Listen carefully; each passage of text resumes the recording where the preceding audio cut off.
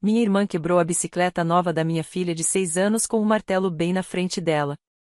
Isso vai servir de lição para ela, disse. Você não deveria ter comprado essa bicicleta, acrescentou minha mãe. Eu não gritei. Apenas sorri e falei uma frase e os rostos delas empalideceram na mesma hora. Agora, deixe eu voltar um pouco, porque se eu não explicar, você vai achar que estou inventando. Mas não, isso realmente aconteceu. Imagine a cena, uma tarde ensolarada de sábado. Um daqueles raros momentos em que a roupa já está lavada e dobrada, a lava-louças não está apitando e o mundo parece quase administrável. Minha filha, Elisa, estava pulando pela casa, radiante, com um sorriso de orelha a orelha. Ela mal podia esperar para mostrar a bicicleta nova que estava na entrada de casa. Brilhante, linda, perfeita. E quem estava nos visitando? Minha mãe e minha irmã, Shayla. Porque, claro, nada como arruinar um sábado perfeito com a política familiar. No instante em que Elisa as viu, praticamente gritou. Vocês já viram minha bicicleta nova? A voz dela transbordava orgulho. Ela segurou as mãos delas e puxou para fora, como se fosse revelar uma coroa de joias. E foi aí que percebi. O olhar no rosto de Shayla. O sorriso forçado, o maxilar travado. Sabe aquela cara que alguém faz quando prova algo azedo, mas não quer admitir? Era essa. Eu conhecia muito bem aquele olhar. Cresci vendo ele. Ainda assim, eu não estava preparada para o que veio a seguir. Shayla não disse nada no começo. Apenas ficou encarando a bicicleta, como se ela tivesse a ofendido pessoalmente. Enquanto isso, Elisa continuava sorrindo, mostrando os detalhes que mais amava, as fitinhas no guidão, o jeito como a pintura brilhava na luz. Então Shayla falou, com a voz fria, quase calma. Deixa eu te mostrar o que eu acho disso. Antes que eu pudesse entender o que ela queria dizer, Shayla entrou em casa e voltou com um martelo na mão. Um martelo. Deixa eu te contar, em momentos assim, a mente simplesmente não acredita no que está vendo. Você pensa, impossível, ela não vai fazer isso. Não teria coragem. Ah, mas teria. Com um golpe seco, ela desceu o martelo sobre a estrutura da bicicleta. O som, parecia metal gritando. O suspiro de Elisa. As mãozinhas cobrindo a boca. Meu Deus, nunca vou esquecer. Mais um golpe. Um estalo. A pintura estilhaçada. A roda entortou. Eu fiquei parada, imóvel, o corpo rígido, mas a mente zunindo como se todos os alarmes do mundo tivessem disparado ao mesmo tempo. E sabe o que Shayla disse? Ela não gritou, não fez escândalo. Apenas olhou nos olhos da minha filha de 6 anos, a minha bebê, e disse: Isso vai servir de lição para ela. Uma lição. Como se ensinar a uma criança que a alegria pode ser destruída em 3 marteladas fosse algo que valesse a pena aprender. Elisa não chorou. Não de imediato. Apenas ficou olhando para o seu tesouro quebrado, os lábios trêmulos, os ombros pequeninos sacudindo. E eu? Senti uma onda gelada me invadir. Não era raiva, ainda não. Era choque. Foi nesse momento que minha mãe resolveu se pronunciar. E, claro, qualquer um esperaria que uma avó pegasse a neta no colo, a consolasse, talvez desse uma bronca na filha que tinha acabado de entrar em modo demolidora no meio da garagem. Mas não. Em vez disso, minha mãe balançou a cabeça, cruzou os braços e disse: Você não devia ter comprado isso para ela. Como se a culpa fosse minha. Quase ri. Quero dizer, a absurdidade da situação, eu ali, vendo minha irmã transformar a alegria de uma criança de 6 anos em sucata, e de algum jeito eu era o problema. Eu não gritei. Não chorei. Não arranquei o martelo das mãos da Shayla. Não. Eu fiquei ali, parada, e sorri porque às vezes o silêncio é a faca mais afiada que você tem. Shayla deixou o martelo cair no concreto com um estrondo. E ainda parecia satisfeita. Minha mãe assentiu como se Shayla tivesse acabado de dar uma lição sensata. E eu? Eu apenas sorri e disse uma frase. E fosse o que fosse que elas esperavam que eu implorasse, que me defendesse, não. O que eu disse fez seus rostos empalidecerem. Agora você provavelmente está morrendo de curiosidade para saber qual foi essa frase. E eu vou contar. Mas não agora. Porque a verdade é que aquele momento, ali mesmo na garagem, com a bicicleta destruída em um monte inútil de ferro retorcido, minha irmã com ar de superioridade e minha mãe se achando justa, aquele momento não surgiu do nada. Foi algo que levou anos para se formar. Shayla era minha irmã mais nova, 2 anos mais jovem que eu, e já chegou ao mundo gritando. E, sinceramente, não acho que tenha parado desde então. A diferença é que, quando a maioria das crianças grita, os pais ensinam limites. Quando Shayla gritava, meus pais ensinavam a mim. Cada birra dela, de alguma forma, acabava sendo culpa minha. Ela não ganhava o brinquedo que queria? Por que você não deixou ela brincar com o seu, Catherine? Ela perdia um jogo? Por que você não deixou ela ganhar? Você sabe como ela é sensível. Ela quebrava alguma coisa? Por que você a deixou tão chateada a ponto de jogar? Quando eu tinha 10 anos, já poderia dar um curso avançado de como andar em ovos. A frase favorita da minha mãe era: não irrite sua irmã. O que era até engraçado, porque Shayla podia se irritar com literalmente qualquer coisa. Teve uma vez, eu ainda lembro como se fosse ontem.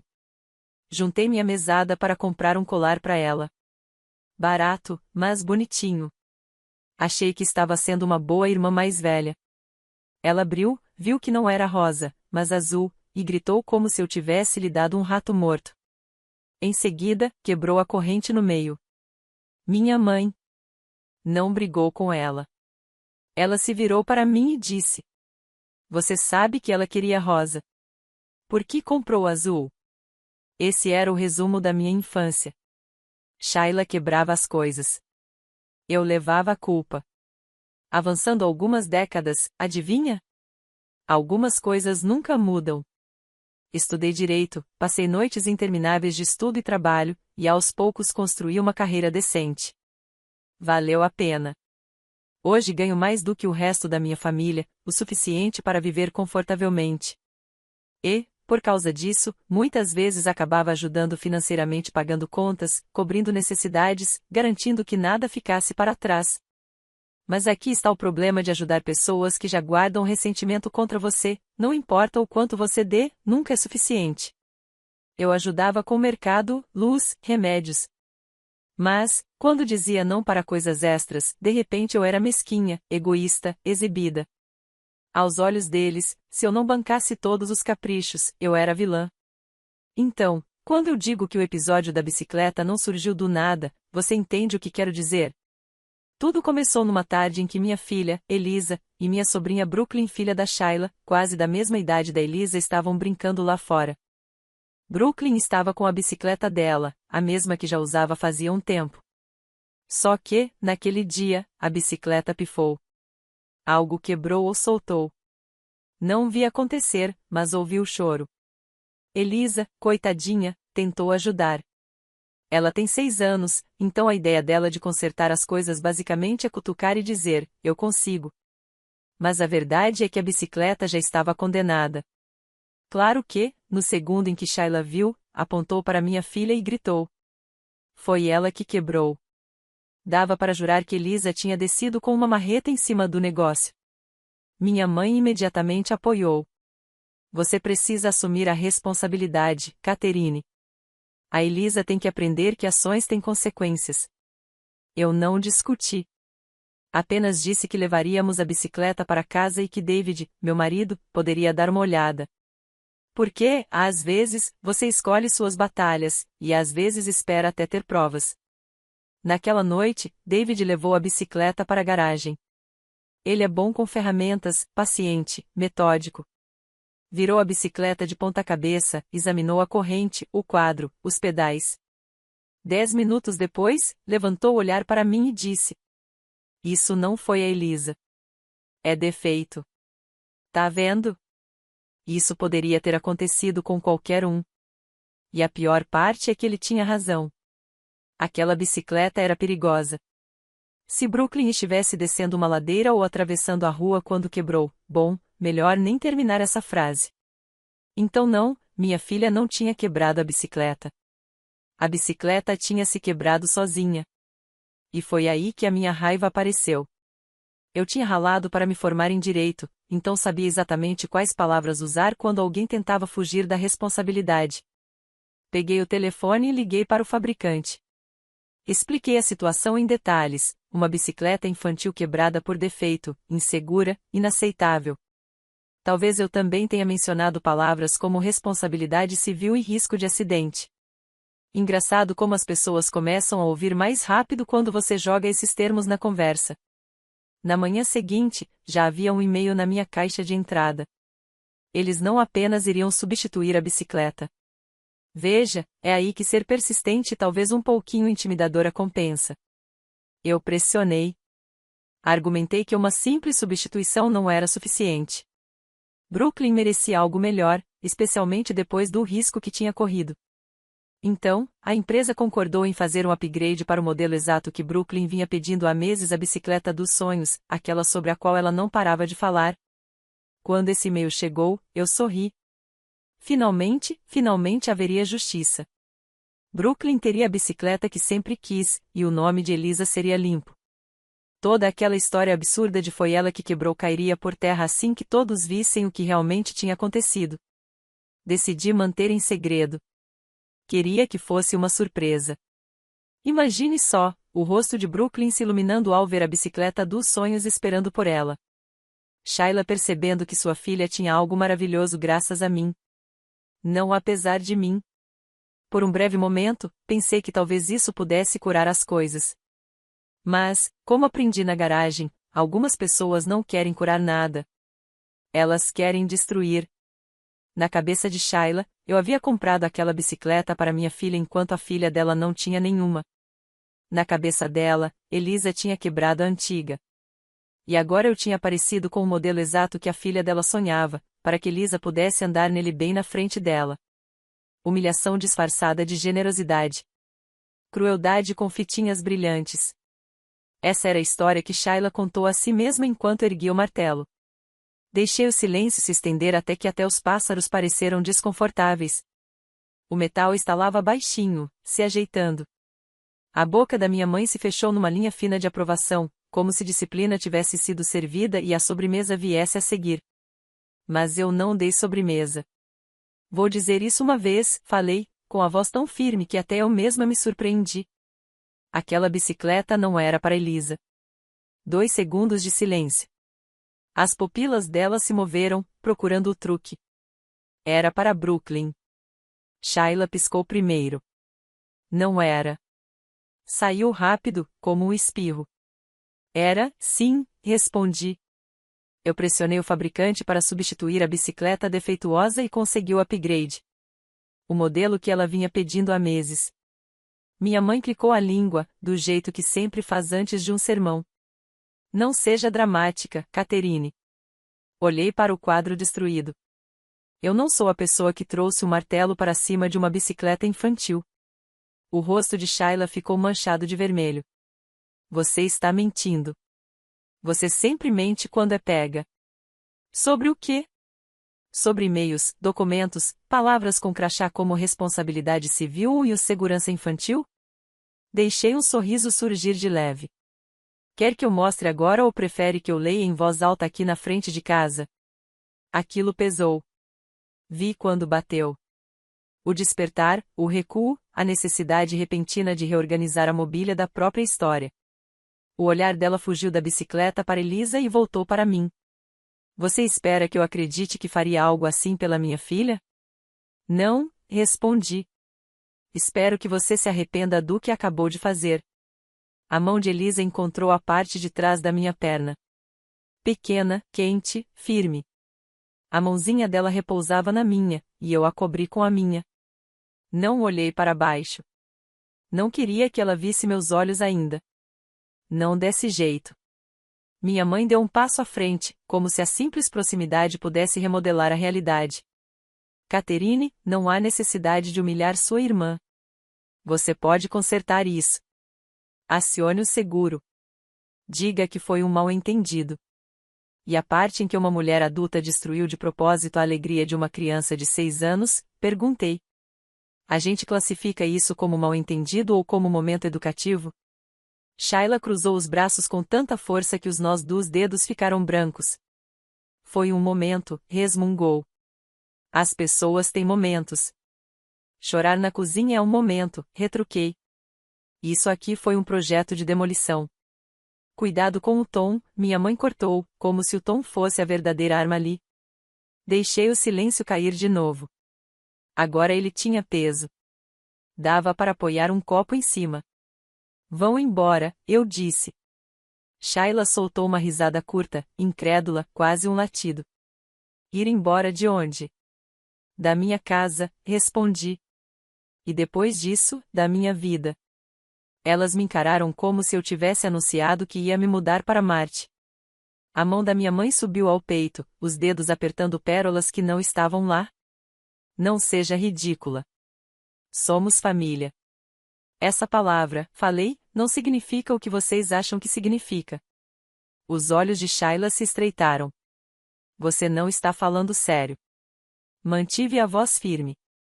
Estou, sim. Ela deu um passo em direção a Elisa. Instintivamente, me movi, colocando a mão para trás e puxando minha filha para perto de mim. David tinha ficado em silêncio até então. Sabe aquela quietude que alguns homens carregam, que parece devolver a forma a um ambiente? Ele subiu no alpendre, passou as mãos nos jeans e parou ao meu lado. Hora de ir, disse, calmo, para as duas. Nem zangado, nem arrogante. Apenas definitivo. David, minha mãe tentou, faça sua esposa ter bom senso. Eu estou fazendo, ele respondeu. E foi isso. Uma porta que se fechava sem bater. Shayla olhou para dentro do corredor, como se as palavras certas ainda estivessem penduradas em algum cabide. Você não pode fazer isso, disse. Somos sua família. Nós nos ajudamos. Você trouxe o martelo para a alegria da minha filha, respondi. A ajuda saiu da conversa.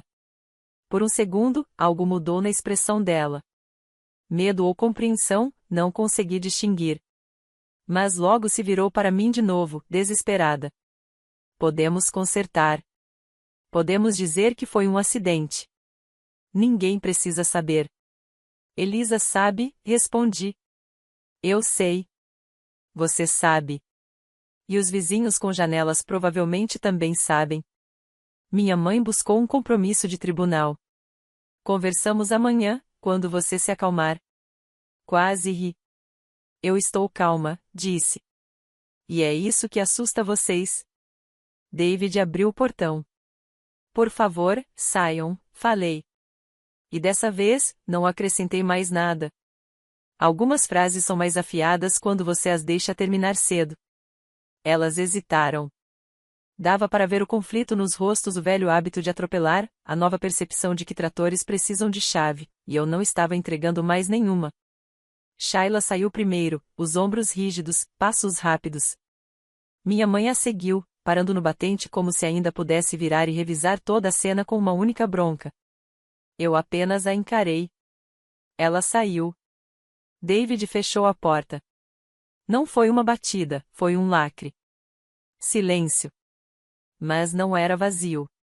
Tinha forma, tinha temperatura. Eu podia ouvir a respiração curta de Elisa.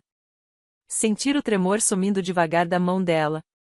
Ficamos assim até eu contar até 10, tempo suficiente para meu coração descer do telhado. Mamãe, Elisa disse finalmente, a voz fininha, de papel. Eu fiz alguma coisa errada? Me agachei para ficar olho no olho com ela. Não, respondi. Você não fez nada errado. O queixo dela vacilou. A titia estava brava. Ela estava, confirmei. Mas as pessoas podem estar bravas e ainda assim estarem erradas. Ela sentiu como se tivesse entendido e isso me quebrou um pouco mais do que a bicicleta destruída. A gente ainda vai tomar sorvete, sussurrou, como se tivéssemos perdido a sobremesa por termos irritado os adultos. Com certeza, respondi. 2 bolas. 3, se você contar para o papai quais sabores. Um esboço de sorriso apareceu. Chocolate com granulado. Escolha cientificamente perfeita, disse David atrás dela, tentando aliviar o ar. Mas a verdade era que o ar naquela casa estava diferente agora. Não era pesado como sempre tinha sido na minha vida. Estava afiado, limpo, quase claro demais. Eu sentia o silêncio nos cercando. Mas, pela primeira vez, não parecia fraqueza. Parecia limite. Entramos. Enquanto David distraía Elisa com granulado e sorvete, peguei meu celular. Minhas mãos não tremiam. Não mais. Abri cada conta em que vinha colocando dinheiro, luz, streaming, mercado. Uma a uma, retirei meu cartão. Sem anúncio, sem explicação, sem discurso. Apenas cliques. Pronto. Não foi teatral. Não foi vingança. Foi sobrevivência. E não demorou muito, porque enquanto eu enxaguava as tigelas e Elisa mastigava granulados entre os dentes, meu celular voltou a acender. Desta vez, não eram só mensagens. Eram ligações. Mamãe, depois Shayla, depois mamãe de novo. Eu não atendi, mas li a prévia de uma mensagem, e já foi suficiente. Acabamos de receber um aviso. Seu cartão foi removido da conta. Por que você fez isso? Coloque de volta. Elas sabiam. Segundos depois, chegou outra. O que você está tentando fazer? Isso é mesquinho. Coloque o cartão de volta agora. Fiquei olhando para a tela, para o desespero escorrendo pelas palavras.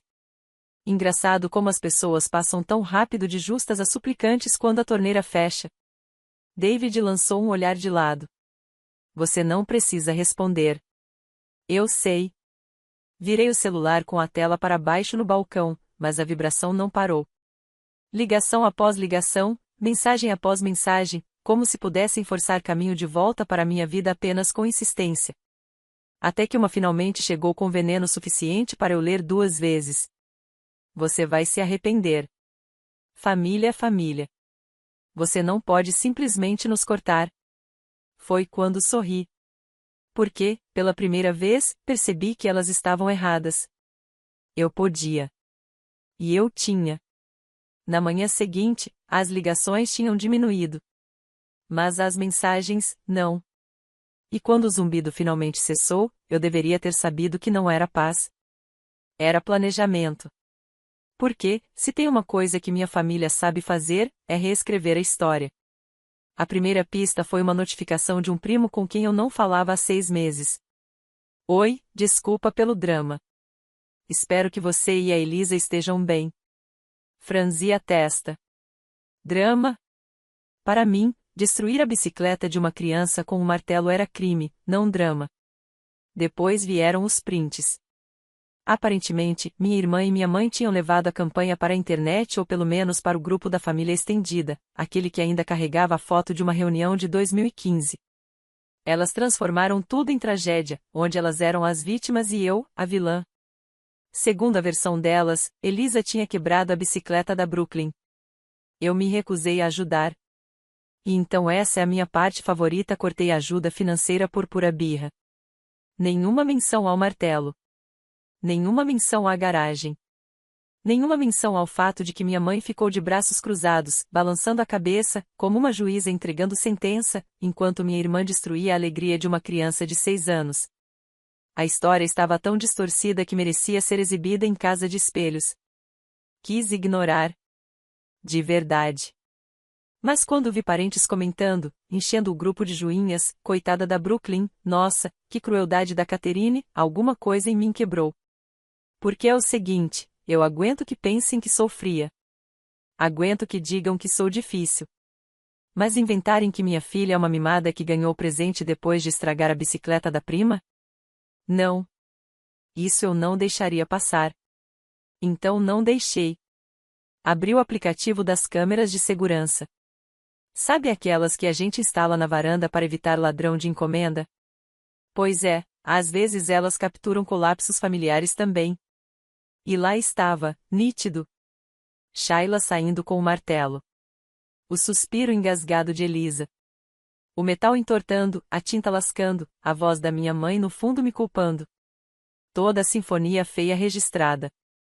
Baixei o vídeo, sem cortes, e postei direto no grupo da família.